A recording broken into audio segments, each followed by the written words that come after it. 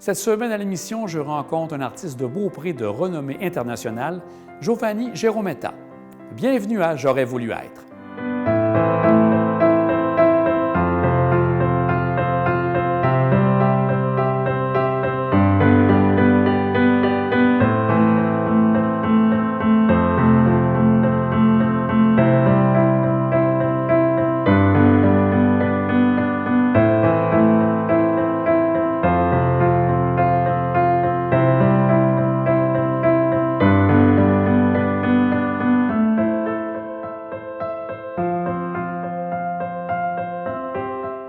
L'émerveillement à chaque fois qu'il fait une œuvre, parce que tu te dis comment ça se fait, tu sais, c'est tout dans sa tête.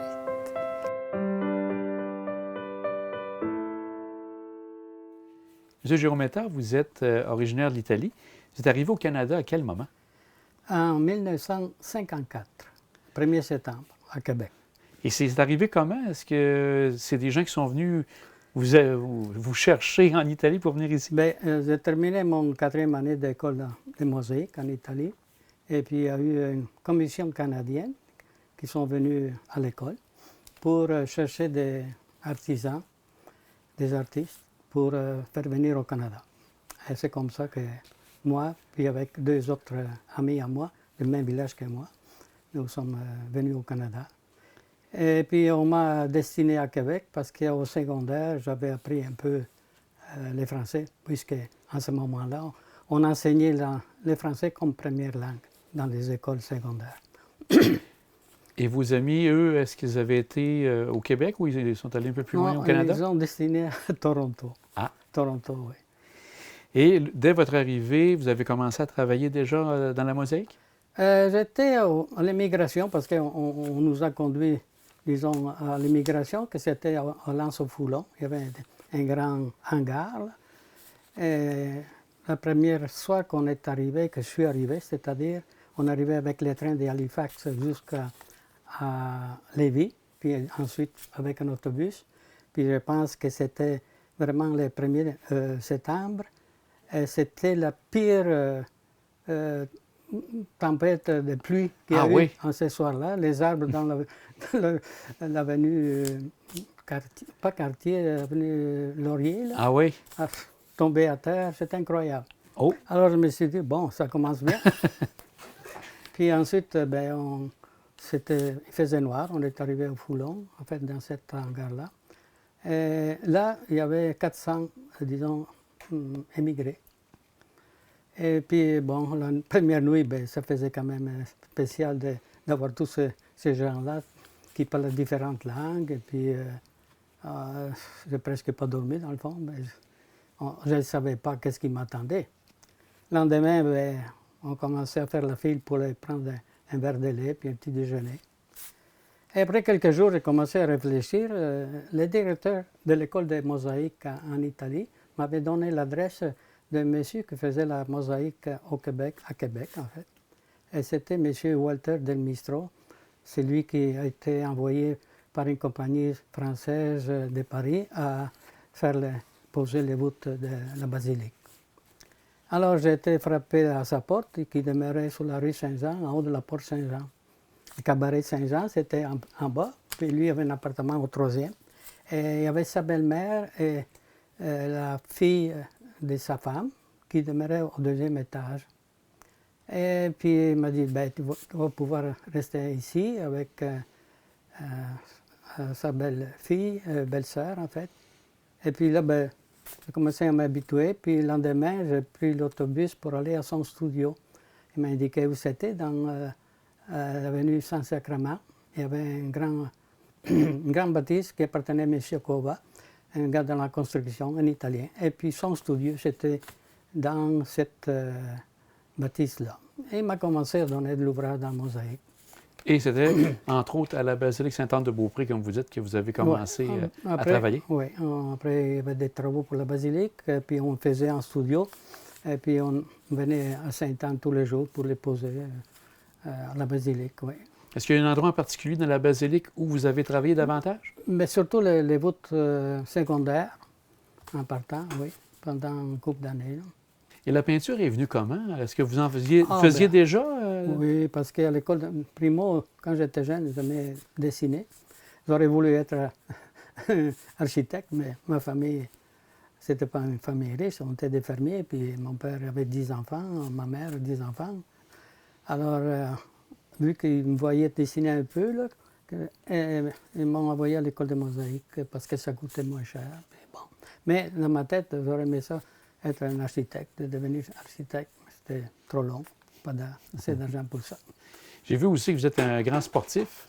Vous travaillez beaucoup. Vous avez fait donc la première école, même vous étiez le directeur d'école de ski Oui, ici à Beaupré. Donc, comment ça s'est passé, ça? C'est venu comment que vous deveniez... Ben, quand j'étais à Québec, après la mosaïque, j'ai travaillé. J'ai essayé de trouver des métiers que je pouvais aimer. J'ai travaillé pour la compagnie Paquette dans la décoration intérieure, dans les ateliers, en fait, pour faire les décors. Mais je trouvais que ça ne payait pas, puis c'était monotone, c'était pas bien intéressant. Alors, j'ai laissé.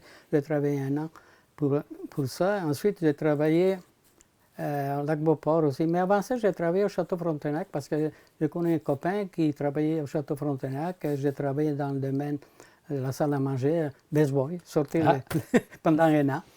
Alors, ensuite, à la compagnie Paquette. Ensuite, j'ai fait l'application pour dessiner dans une compagnie qui faisait des vitraux, pas des vitraux, des vitreries. Puis c'était du dessin commercial. Ensuite, j'ai commencé à aller au Lac-Beauport, au manoir Saint-Castin. Puis en ce moment-là, on a appris, disons, des cours de moniteur amateur. Puis ensuite, on a commencé avec l'Alliance, tout ça. Et puis, qu'est-ce que j'ai fait? J'ai travaillé en été au manoir Saint-Castin, à débarrasser des tables aussi. Mais après, c'est lié au ski?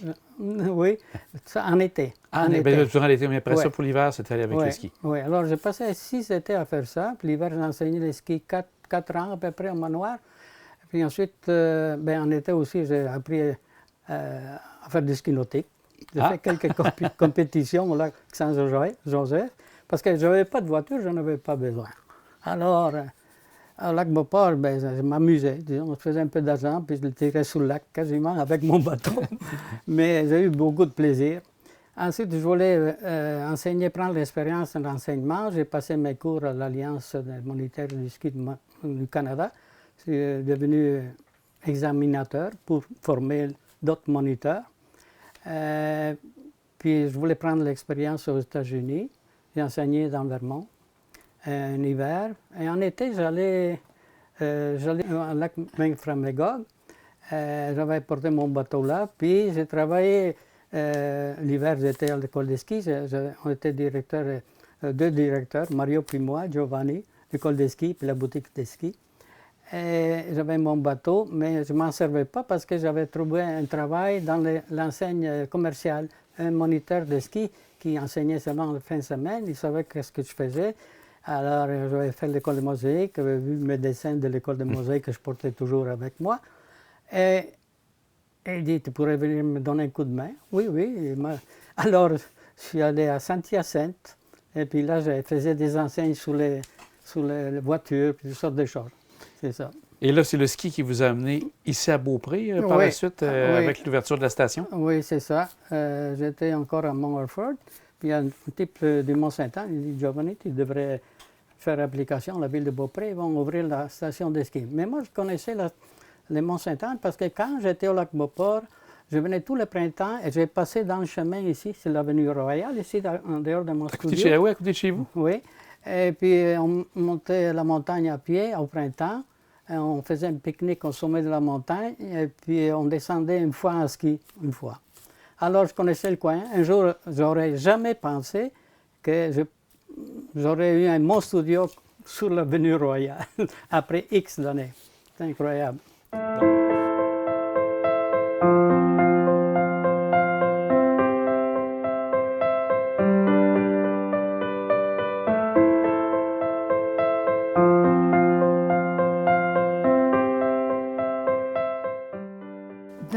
Tous les jours, c'est très intéressant parce qu'il est multidisciplinaire. Il est bon dans son art, mais aussi en cuisine, il est sportif. Il y a comme trop de qualité. C'est aussi un artiste en cuisine. C'est un grand chef. Nos assiettes, ce sont toujours des œuvres d'art. Comme ces œuvres d'art qu'on retrouve Oui. ici à la galerie. Oui, c'est surprenant, là, parce que même dans la vie de tous les jours, il s'exprime Oui. à travers la cuisine aussi. OK. C'est lui le chef, c'est pas moi. C'est lui le chef. Puis c'est de la cuisine, je sais pas, il y a tout ça en tête, là, c'est de la cuisine spontanée. Là. Il ouvre le frigo, il voit ce qu'il y a. Il invente des recettes. Ben, il invente. Il a des connaissances. Il aime cuisiner. Mais c'est une grande passion, là, la cuisine. Oui, oui. Mais c'est un Italien. Oui, c'est Un ça. Italien. Puis sa famille, c'est des gens qui cuisinent aussi, là. Mais lui, c'est ça. Là. C'est toujours hyper agréable pour les yeux et pour la bouche. Je suis contente pour vous. Oui, je sais. Au plan artistique, qu'est-ce que vous admirez le plus chez lui? Comme artiste peintre ou comme mosaïste, ou les deux à la fois? C'est sûr que dans ses œuvres, c'est l'influence du mosaïste.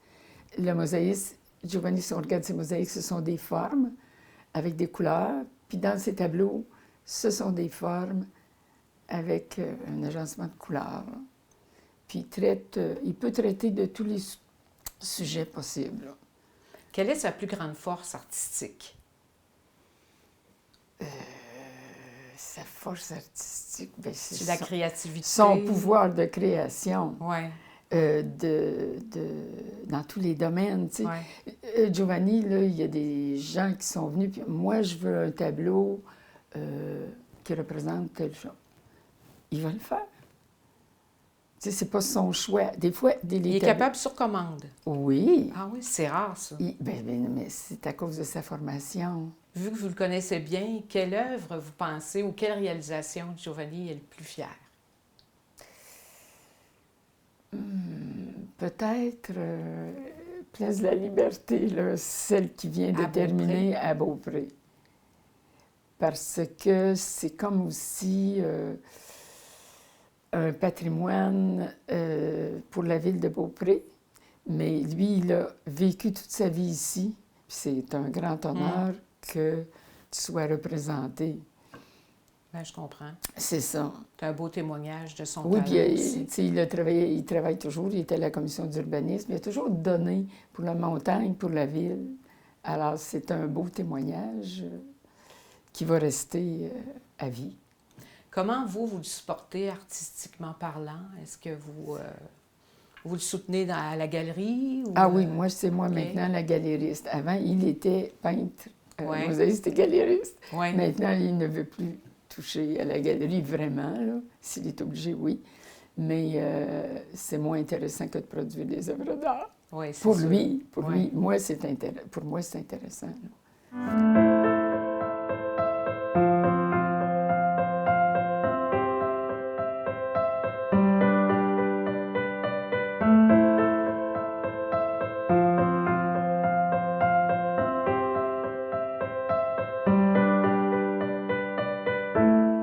On regarde aussi, donc, vous êtes dans un milieu privilégié au Mont-Sainte-Anne, vous savez, avec la côte de Beaupré. Est-ce que ce sont des lieux inspirants pour vous, tout ce qu'on trouve ici? C'est sûr, parce que quand j'ai commencé vraiment à peindre en plein temps, j'allais avant ça les fins de semaine avec des amis peintres comme Miacurto, puis Bruni. C'était des gens qu'on s'est rencontrés surtout aux éboulements. C'est là que je voyageais beaucoup, j'ai fait beaucoup, disons, les périodes de 70 jusqu'à 80, les Charlevoix, là. Mais après, je voulais détacher un peu de la, disons, forme classique, là, comme tout le monde. Et puis, j'ai commencé à travailler en studio, puis j'ai commencé à avoir quelques contrats en mosaïque. Alors, j'ai épuré un peu ma peinture, puis simplifié. Puis, j'ai commencé à composer surtout en studio, puis à travailler en studio. Je vais vous poser une question un peu difficile. Avoir à choisir entre être mosaïste et être peintre, est-ce que lequel vous auriez privilégié entre les deux? C'est très difficile, vous dites. Oui, parce que il y a des périodes que je vais vraiment faire de la mosaïque, et des périodes quand je fais une bonne partie, disons quelques mois de la mosaïque, j'ai envie de toucher au pinceau. Alors, je ne peux pas dire que Vous ne seriez pas Actuellement, capable d'en faire que ça? Le mélange des deux vous permet de... Oui, mais pas rien que ça. C'est que le besoin, c'est de toucher aux deux, pour moi. Je comprends. Oui, parce que c'était au commencement aussi. À l'école de mosaïque, on apprenait à peindre, et puis c'est resté dans moi, ça. Puis est-ce que vous avez une saison particulière que vous préférez peindre? Est-ce que c'est Mais j'aime mieux l'hiver. Là, l'hiver? Oui. Oui, parce que c'est plus... Disons, l'été, j'aime mieux être un peu dehors aussi. On joue un peu la pétanque, ça fait que... Ah. je travaille tous les jours, quasiment, tous les jours. Mais vous gardez un peu l'été pour Oui. pouvoir faire du vélo. Oui, puis il y a beaucoup d'entretien à faire dans le coin, là. Pour un jeune homme ou une jeune femme qui voudrait faire le métier autant de mosaïste et de peintre, est-ce que vous auriez des conseils à lui donner, là, qui est tout jeune et qui, avec toute l'expérience que vous avez? Ben, c'est-à-dire, aujourd'hui, peut-être, si m'aviez demandé ça il y a peut-être 40 ans, j'aurais dit non, non, non. Aujourd'hui, je pense qu'il y a beaucoup plus d'ouverture vers la culture, puis la mosaïque, la peinture qu'il y a 40, 50 ans. Alors, je pense que c'est plus encourageant d'aller dans ces domaines-là, mais ce n'est pas une voie toujours facile. Ça, Parce donc, qu'aujourd'hui, il y en a plusieurs qui touchent ces domaines-là, et puis ce n'est pas évident là, que tous vont pouvoir vivre de ça ou bien faire une carrière dans ça. vous pourriez dire que ça prend de la patience pour pouvoir percer c'est beaucoup là-dedans? de persévération, il faut avoir de la passion, et puis consacrer beaucoup de temps, parce que quand on fait de la mosaïque, si vous regardez mes petites murales, je peux faire 2-3 tableaux à la place de faire un petit tableau en mosaïque, comprenez-vous? Alors, il ne faut pas calculer le temps quand on est artiste. Parce que si on parle justement des œuvres que vous avez faites dernièrement, il y a une majeure qu'on a vue à l'entrée ici, Oui. là, de la ville de Beaupré, qui s'appelle Liberté. Oui, Un travail du genre où vous avez peut-être, je pense, une dizaine de pièces en tout et partout. oui disons, la pièce principale, une dizaine, 9 pièces, si je me rappelle bien, puis les pyramides, ça a été fait en 2 étapes, en fait. C'était assez imposant. Là, Et ça peut correspondre à combien de temps à je travailler n'ai tout jamais ça? calculé, mais une bonne partie de l'été, 2 étés, là, une bonne partie de Ah oui? étés. Puis de ce que vous avez été le plus fier, ça serait quoi dans tout ce que vous avez fait? Parce que vous en avez fait beaucoup. Vous avez beaucoup d'éléments. Oui, mais là, je ne me rappelle pas toutes, parce que je commence à avoir un certain âge. Mais de ce que vous avez en mémoire, là, quelque chose qui vous a marqué, que vous avez apprécié. Ben, dans les murales, j'en ai quelques-unes. Téléport de Montréal, c'était une belle murale, c'était sur l'évolution des communications. Puis aussi à Québec, le boulevard des Galeries, les forces de la vie. Puis ben, là c'est différent, avec les joies seulement. Les autres, c'était beaucoup de personnages. Puis il y en avait une à la baie de Beauport aussi, les 4 saisons. Sont pas mal toutes importantes pour moi. C'est parce que c'est des grandes œuvres quand même. Tout à fait. Pour un petit artiste. Là. Ah ben non. Je regarde ça ici. Oui. Vous avez votre volume aussi qu'en 2017, Oui. où vous êtes lancé dans l'aventure d'écrire. Oui, bien, ça faisait longtemps qu'il y avait un couple de personnes qui voulaient que je fasse un livre, parce que je racontais un peu ma vie quand ils venaient. Puis, non, je ne vais pas faire un livre comme tout le monde, un petit livre, juste la peinture au mosaïque. Mais moi, je voulais faire quelque chose, montrer qu'est-ce que c'est aussi un immigrant, la vie d'un immigrant. Qu'est-ce que c'est migrer? Donc, c'est vraiment, là, vous avez parti de votre vie, Italie. Oui, c'est un peu, oui, ma vie aussi, puis toute ma vie. Je trouvais que c'était plus intéressant aussi, là, en 3 langues en plus, parce que j'ai fait le lancement dans ma ville natale en Italie il y a 3 ans. Non, 5 ans déjà, 2017. Ah, quand c'est lancé, vous avez été aussi en Italie? Oui, une rétrospective aussi avec des tableaux que j'ai là-bas, parce que chaque fois que j'allais, ben, j'en faisais, puis j'en portais pour mes familles. On est plusieurs cousins, tout ça. Alors, j'ai tout ramassé, qu'est-ce qu'il y avait là-bas. Puis ça a été lancé, c'est intéressant parce que ma ville, dans ma ville, il y a une église, une abbaye du 7e siècle, très reconnue au point de vue touristique. Puis ils ont une grande salle d'exposition. Puis les maires de la ville là-bas, et avec l'école des mosaïques, ils ont organisé l'exposition comme il faut. Puis j'ai eu le président d'honneur, le directeur et le président de l'école des mosaïques qui sont venus me présenter, parler de moi pendant l'exposition. Ça a été bien reçu vraiment, là, surtout en 3 langues. Il y en a qui parlent beaucoup français aussi chez moi, là, en Italie, dans mon village, puis l'italien, puis l'anglais. C'était beaucoup plus d'ouvrages qu'on pensait, mais c'était une bonne chose. Je pense que tout le monde était heureux, dans le fond. Puis vous l'avez travaillé en collaboration avec certaines personnes? Comment ça s'est fait? Moi, ma nièce, moi, je communiquais beaucoup avec elle. Elle faisait le travail là-bas pour récupérer les tableaux, puis tout ça, avec le maire de la ville là-bas. Puis il y a eu le maire de Beaupré qui est venu avec quelques amis là, qui sont venus au vernissage. Ouais, c'était une rencontre intéressante entre les deux villes. Est-ce que vous retournez, vous êtes bien sûr retourné en Italie pour cette excitation-là, mais est-ce que vous retournez régulièrement en Italie? On faisait une quinzaine d'années qu'on retournait. Moi, je suis allé souvent, même avant de me marier, disons. J'ai toujours été attaché un peu à ma famille, là, pas mal, beaucoup, disons. Puis j'aimais ça retourner dans ma ville natale, puis voir. J'allais skier. J'ai même porté des premiers voyages des skieurs en Italie puis en France dans les années 70. Après ici, le fait de connaître les Alpes pour beaucoup de Québécois, même l'Ouest canadien, l'Ouest américain. J'ai organisé des voyages après la saison du Mont-Sainte-Anne. Ici, les skis, j'ai organisé des voyages. Ça m'a permis de voyager puis rencontrer beaucoup de monde. Mais j'allais assez régulièrement. Et votre réputation qui est internationale, vous avez donc dû exposer un peu partout, donc au Québec, au Canada? Surtout au Canada, aux États-Unis aussi. Aux États-Unis? À Miami, oui. J'ai exposé là avec d'autres.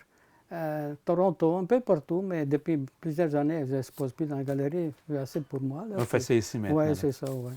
Tout à fait. Si ça n'avait pas été un travail d'artiste que vous auriez fait, est-ce que, par exemple, un travail de cuisinier dans un grand restaurant vous aurait tenté? Non, parce que quand j'ai travaillé dans la restauration, c'est pas mon... J'aimais ça, j'aime faire à manger, mais c'est une vie qu'on ne vit pas dans le fond. Je me rappelle au Château Frontenac, on commençait les matins de bonne heure pour faire le petit déjeuner. Ensuite, tu retournes à l'appartement pour quelques heures, puis tu recommences à midi, on retourne dans l'après-midi, on retourne le soir, on finit à 10h, 10h30. 7 jours par semaine, on faisait 70 heures de travail, plus les overtime quand il y avait trop d'ouvrages. Alors, je me suis dit, c'est pas une vie, ça.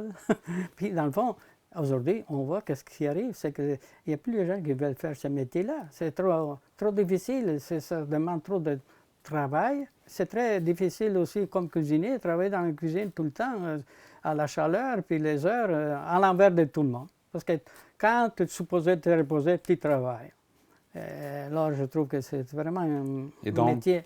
Dans votre âme, que vous étiez artiste, donc d'avoir du temps, c'est ce que vous recherchez sûrement, et un travail comme ça, c'est difficile pour vous? Oui, définitivement. Je vais commencer aussi à apprendre à jouer au golf et la guitare. À un moment donné, la guitare, j'avais quelqu'un qui venait m'enseigner.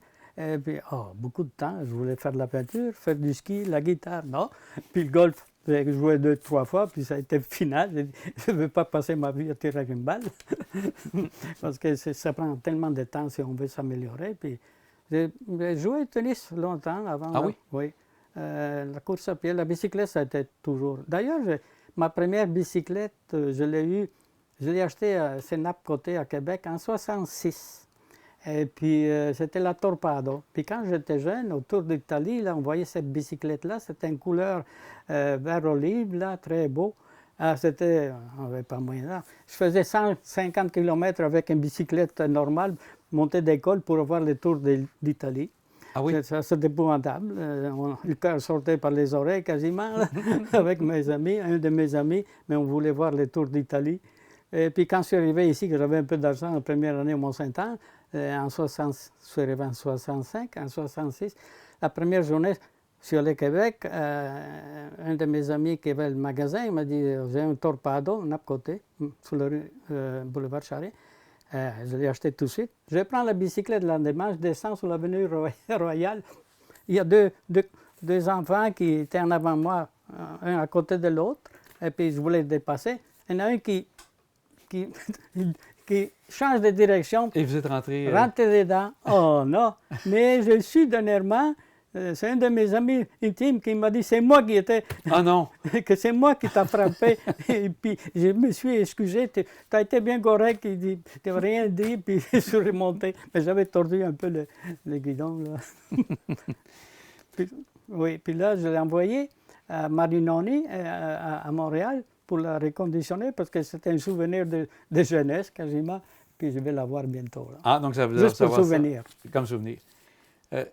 Si on regarde un peu plus tard avec toute l'œuvre que vous avez faite, comment les gens vous voient, selon vous, là, en tant qu'artiste? Je ne peux pas vous dire qu'est-ce que c'est vraiment difficile à dire, disons. Ou des commentaires que vous avez entendus la plupart du temps? Les gens, en général, quand ils aiment mon style, ils l'aiment. Puis j'ai des collectionneurs qui en ont plusieurs, puis des mosaïques aussi.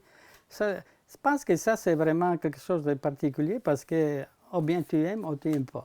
Il y en a qui n'aiment pas mes choses, comme moi, je n'aime pas certaines choses. Alors, c'est aux gens de juger. Moi, je ne peux pas juger. Moi, j'essaie de faire mon possible. Des fois, j'aurais pu faire des choses beaucoup plus modernes. Une fois, j'avais fait un tableau au Baie-Saint-Paul. J'avais participé à un symposium de peinture et de mosaïque et d'art et métiers. Alors, à un moment donné, je faisais comme tout le monde, je faisais vraiment de traditionnel. Puis là, je voulais changer. Je fais un tableau pour exposer. On demandait de produire un tableau pour une exposition pendant le symposium des métiers d'art. Alors, j'arrive avec un tableau. Le monde ne me reconnaissait plus. Ah non? Ah non, non, non. Mais moi, je l'aimais beaucoup. Puis il y a beaucoup de monde qui l'ont trouvé X années après très, très beau. Si j'avais continué, peut-être aujourd'hui, je ferais juste des tâches. Là, puis, non, mais c'est vrai. J'aimais trop dessiner, puis être un peu... Prendre du temps et oui, c'est ça. les détails et tout ça. Oui, détails. Puis dessiner aussi. Puis dessiner, c'est sûr qu'aujourd'hui, on peut faire bien des choses très vite. Hein. J'aurais été capable. Mais je ne regrette pas d'avoir pris, disons, cette direction-là que j'ai aujourd'hui. Puis nous non plus, on n'a pas regretté du tout, parce que vous avez fait des œuvres assez exceptionnelles, un artiste accompli. Bien, un grand merci, M. Girometa. C'était bien agréable. Puis on a fait un petit tour d'horizon d'une longue carrière. Merci à vous.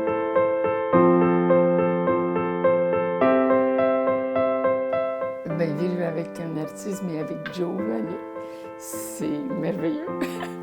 Ah, c'est une belle conclusion. C'est merveilleux parce que c'est toujours... on est toujours devant...